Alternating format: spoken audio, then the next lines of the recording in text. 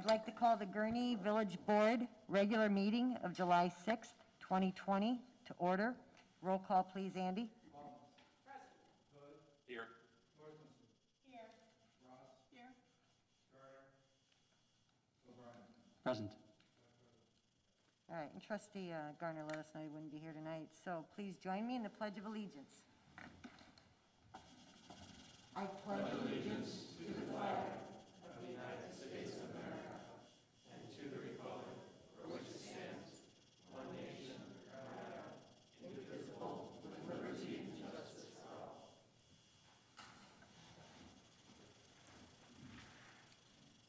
All right, I would first like to thank the chiefs for Saturday night, Friday night.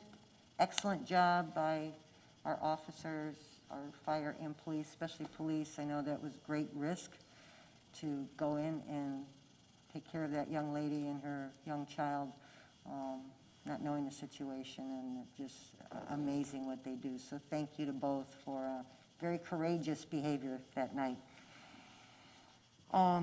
First item is approval of the consent agenda as presented. Second. Motion by Trustee Balmas, second by Trustee O'Brien. Roll call, please. Balmas. Aye. Bud. Yes. Thorstenson. Yes. Ross. Aye. O'Brien. Aye. All right, motion carries. Patrick, please read the consent agenda into the record. Item number 1, approval of the minutes from the June 15, 2020 village board meeting. Item number 2, approval of ordinance 2020-43, authorizing the execution of an intergovernmental agreement and reciprocal reporting agreement with Gurnee Grade School District number 56 to provide a school resource officer. And number 4, approval of ordinance 2020-44, approving the master service and service order agreements between the village of Gurnee and all Wyoming. And number 4, approval of purchasing 1 year of Cisco SmartNet maintenance services from the state of Illinois contract holder CDWG in the amount of $59,496.65. At number 5, approval of payroll for period ending June 19, 2020 in the amount of $855,524.79. At number 6, approval of bills for period ending July 6, 2020 in the amount of $1,910,058.80. All right, thank you, Patrick. Do I have a motion to approve the consent agenda as read Second. into the record? Motion by Trustee Balmas, second by Trustee O'Brien. Roll call, please.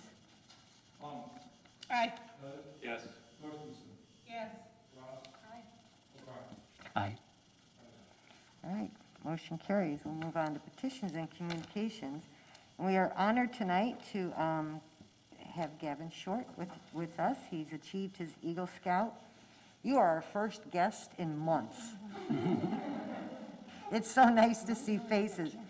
I think with social distancing, you can stand at that microphone in the center, and then I'll come down in front here. This one? Yep.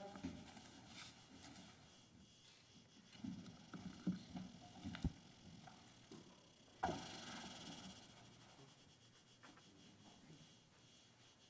right, well, we do like to recognize our young men when they reach Eagle Scout. I know you have to do a lot to achieve it, and it is a remarkable accomplishment that you will be proud of your whole life, and we're proud of you. You probably had, I know you had to do a project, so if you want, because we are videotaping this, if you'd like to just, for all of us, describe the project that you did. Okay, so for my project came about actually by Mr. Quinn O'Brien. He was actually looking for a scout to help him in his project to take Heather Ridge Woods in Heather Ridge and completely transform the park area and the trail that went behind it. Work had been done on it in 1990, and we think no work had been done on it since 1990. So 30 years of nature trying to take back its land took a toll on the area.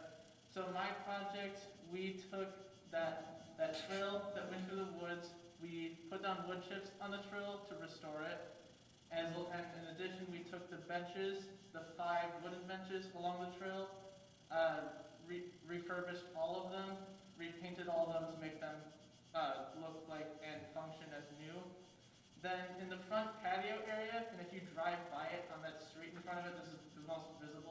changes that we made. We put landscape timbers down, and inside we filled it with like rocks so that it actually stays. It looked like from what we saw, there were just been rocks placed straight on the dirt, and the erosion just took the rocks away. So we put the timbers and filled in with more rocks to prevent it from doing that. Then we put benches in the front, and at the same time, in our garage, we were building a little library. We say little, it really isn't. It's much larger compared to other libraries comparable that you see. That's there as well. So the community can use the space. In the front, we have the benches. There's the little free library. In March, we drove by it, and the people of Heather Ridge were putting basic supplies like toilet paper or canned goods as well. At that time, those resources were relatively scarce. So really, we took that park, the trail and the park area, and really just made it into a community gathering space for the entire community to enjoy. Wow, and I know they will enjoy it for a long time. You have some family here you'd like to introduce? All right, so I have my entire immediate family that we've all been staying home with together for the past 15 weeks. I had my mother, Elizabeth Short, father, Alan Short, then two brothers, first their younger brother, Devin Short, he's in Cub Scouts, so he's up and coming the same trail that I took, and my brother, Evan Short, is also with us today. Well, again, we're very proud of you. We have a plaque in honor of attaining the rank of Eagle Scout for Gavin Short. So thank you very much, and congratulations.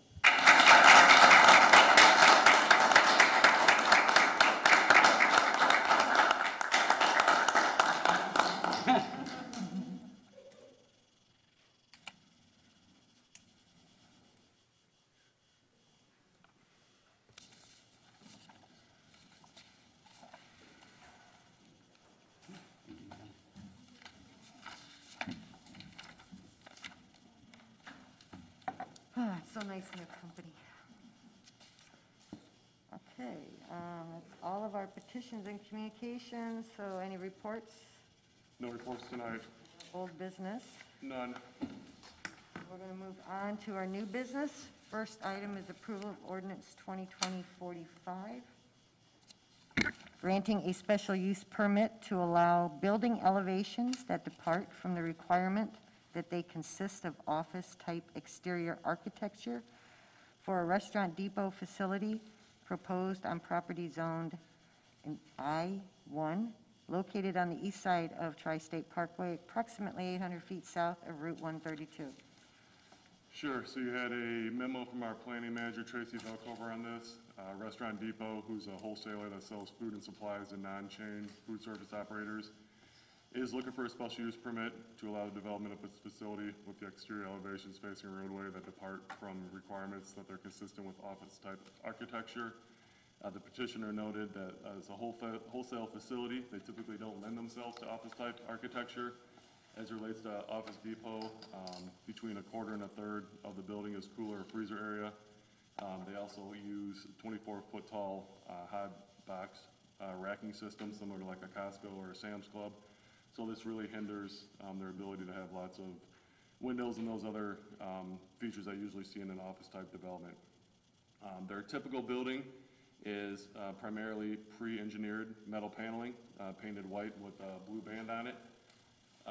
Staff worked with them to add some architectural features to increase the attractiveness of the exterior of the building. So if you look at Exhibit B that's in your packet, basically everything that is not blue or white has been added at the request of staff and working with Office Depot. They added some brick feature along the bottom on 2.5 sides of the building. They've added the vertical tannish stucco, also added some windows on some of the elevations there. It was before the Planning and Zoning Board, received a 5-to-1 favorable recommendation. There was still some concern about the exterior of the building. With that information, Tracy went back and worked with with Restaurant Depot some more and had some additional features added, bringing the tan stucco down further all the way to the brick wall, where in the past it had only gone down to the blue line. So a much more attractive building, which is still functional for Office Depot as far as their internal operations. So as I said, received a 5-to-1 favorable recommendation from the Planning and Zoning Board, and is now before you for consideration tonight. And just for the record, it's Restaurant Depot. You said Office Yeah, Depot. I caught myself a second time, I'm sorry. It's all right, it's a long day. Okay, questions from staff? From trustees? Trustee Bomas? In here, I didn't see, as far as, they have these big doors on the east, which is, I assume would be where semis would be pulling in and that, and we don't hit, is that a pretty wide For the traffic drive circulation. in the back way for them to be pulling in? I guess that's their problem, not ours, but it just Yeah, was. so the truck docks are actually on the south facade of the building. The the west facade is Oh, the okay, one I'm that will sorry. face Tri-State Parkway. South facade has the truck docks, north facade has the canopy and the main customer entrance.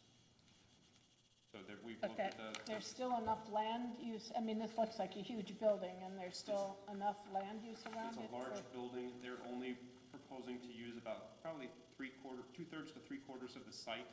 They still have a developable parcel to the south of them that Oh. they could spin off and sell to someone else, or they could do a building expansion if they need to in the future. Okay, I was looking at where the directions were, so Okay. southeast would be, so they won't be blocking traffic? No, all site maneuvering can be done on site. Okay, thank you. Any other questions from the trustees? So moved. I have a motion from trustee Hood, second from trustee Ross. Roll call, please. Aye. Yes. Aye. All right, motion carries. All right, this would be nice to get this one going. Some new development. All right, item number 2, approval of ordinance 2020-46, amending the annual budget of the Village of Gurnee, County of Lake, State of Illinois, for the fiscal year beginning May 1st, 2020, and ending April 30th, 2021. Patrick? Yeah, so you have a memo from Chief Smith, he's also here tonight. They have run across some bad luck with a couple of their vehicles. One is a 2008 Buick that's got about 115,000 miles on it. The transmission went out. This isn't the first time that the transmission's gone out. Talked with Craig Lemrick, our fleet administrator up at Public Works, and the cost of the repair is costs more than what the vehicle is worth at this point. So they're requesting to use $35,000 of restricted funds to purchase another smaller SUV, similar to the other previous detective vehicles that we've bought, and to outfit that. That would also free up a vehicle that right now is being used because this one is out. In addition, one of our seized vehicles that's used in an administrative purpose, a 2013 Jeep Grand Cherokee, has some major internal engine issues that it looks like the motor will need to be replaced. Since it's a seized vehicle, we're required to hang on to the vehicle for at least 2 years. So the situation we're in is either fix this thing or park it and let it sit for 2 years and then try to resell it. The value of it, it's actually a pretty valuable vehicle. At this point, it's low mileage and it's estimated to be over $30,000. So a seized vehicle that's 7 years old that still has a value in excess of $30,000. So speak with Craig Lambrick again, fleet administrator. He's of the opinion that it makes sense to repair this vehicle. So they've requested not to exceed $12,000 from the asset forfeiture funds to repair that. I know Craig has at least one quote in right now that is under that $12,000. It's more around 10. He's waiting on a couple extra quotes. The Buick actually was in the chief's original budget proposal. That didn't make it past me. We were hoping to stretch that one more year, and my wishful thinking did not come true, unfortunately. So these are unbudgeted, hence the request for the amendment to the budget. These are restricted funds. These are funds that the department receives through asset forfeitures. We typically let them accumulate and then use them for a larger capital purchase once we have some funds in there. So these purchases are allowed under the guidelines set by the state for how they can be used. The fund has a balance of about $150,000, so we'd be bringing it down to $100,000 and anticipate that then we would let that grow again for a couple years unless something else unforeseen happened in the interim. And if there's detailed questions, the chief is here. Good use of the restricted funds, in my opinion. Any questions from the trustees? Make a motion to approve. I have a motion from trustee Ross, second from trustee Thorstensen. See, everybody wanted in on that one. All right, roll call, please. Aye. Yes. Aye. All right, motion carries. Next item is issuing a Class 7 liquor license to Jenny Cooke to operate Aha Sushi Bistro at 5101 Washington Street, and she is not here. Yes, this pretty simple one. Sushi's under new ownership, and with that, the liquor license needs to be in a new name associated with the business. Jenny Cooke is the applicant. Police department did their normal background check. Everything came back fine, found nothing to preclude issuing the license to her. Since this Class 7 is already out there, there was no need to amend the municipal code. It's merely a transfer of the license from the previous holder to Ms. Cooke. All right, motion to approve. So moved. Motion by trustee O'Brien, second by trustee Thorstensen. Roll call, please, Andy. Aye. Yes. Aye. All right, motion carries. Item number 4, approval of fire department request to set a bid date of July 28th, 2020 for the Fire Station 3 construction project. Patrick? So, as you know, we've been working towards the construction of a third fire station down on Route 21. That project was put on hold back in April, along with a lot of other capital projects and other expenses that were in the budget. This project's a little unique as the Warren-Waukegan Fire Protection District has contractually obligated $2 million towards the project. The estimated total cost is $6.3 million. We've been working with Camosi Construction, they're a construction manager that we brought on board. They've communicated to the village that we may see a significant savings based off the current construction environment with construction companies hungry for work. They ballparked it could be up to $500,000. Until we actually bid the project, we have no idea knowing how much that potential savings could be. In addition, the way we have discussed funding this project would be either a 10 or 15-year loan from a local financial institution. With that $2 million that the fire district brings forward, that could be potentially the first 3 or 4 years worth of that loan payment. So it could be that we could have a third station and no direct funding from the village for potentially a year 4 or 5, but that's future discussion. At this point, we're just looking to have Camosi bid the project, see what the numbers come back at, and then see how much of a savings, if any, there is. This doesn't mean the project is getting built, but until we bid it, we have no idea what potential savings are out there. So we're requesting a bid date of July 28th. If the village board approved this, Camosi would get the word out on the street tomorrow, accept bids for 3 weeks, compile those, and then share that information with village staff, which we would then could share with the village board, and then decide at that point what we do or do not want to do. So this is merely authorization to go out to bid, nothing more, nothing less at this point in time. So a lot of projects have obviously been canceled, so there is an appetite out there for projects. So we could see significant savings, and the fact that we have the Warren-Waukegan Fire District contributing is too good an opportunity to pass up to at least see what we would get on the bids. You know, and as we get into the end of July, we'll have a somewhat better financial picture of what April, May kind of probably cost us, and we could probably start seeing, you know, extrapolate going forward what kind of financial position we'll be in. So we'll have a lengthy debate about whether we move forward, but if Camosi's right and we can save $500,000 to $1 million, that's significant. And I'll also note, we did apply for that State of Illinois Fast Track grant that we haven't heard anything back yet, so that's hanging out there. Obviously, if we were awarded that grant, that makes the decision a whole lot easier. But at this point in time, that $4.3 million grant application that we put in with the state, we haven't heard anything back. And the grant, you have to be really basically shovel-ready, ready to go, so that helps us too. So we're optimistic. I'm optimistic about the grant because I know the staff put in hours making sure it was absolutely perfect and looked great.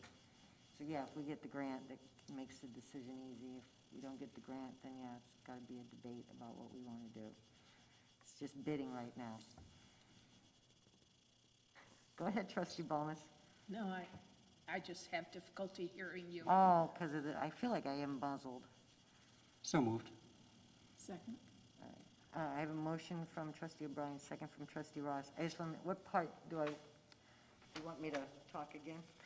No, it's okay. I get the gist. Okay. The gist is we're not obligating ourselves. We're No, I trying to realize take that. advantage of a Just good as- opportunity. And I don't know who uses this mic after me. Do you have a question? Trustee Thornton? So, I don't know if you want to, it doesn't. Now, we can have debate after we have a motion and a second, so I can call for debate or discussion. Okay. So go ahead. Want discussion on this? You had a question? Yeah, what was the discussion? Okay, go ahead.